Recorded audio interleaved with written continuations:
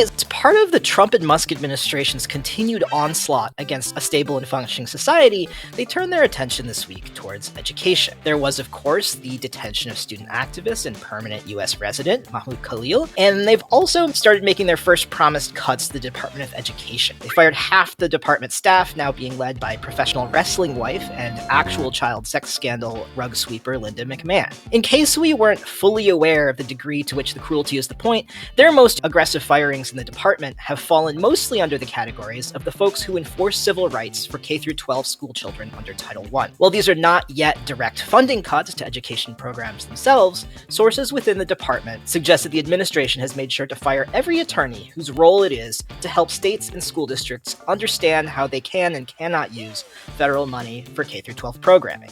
So, I love the poorly educated. Message received. They also made some steep cuts to the portion of the Department of Education staffing who oversees federal student aid, so do with that what you will. Another component of this week's attack on education is also entangled with their efforts to dismantle rights to free speech on campuses.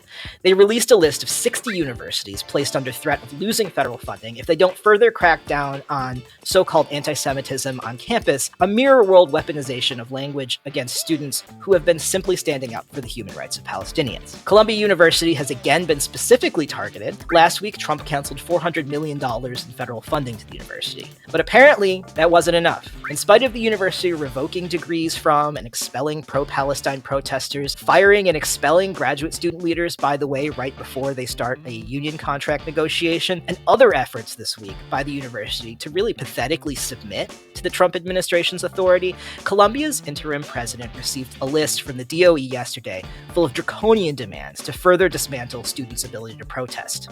Or, the threat is, the Trump administration will do it for them.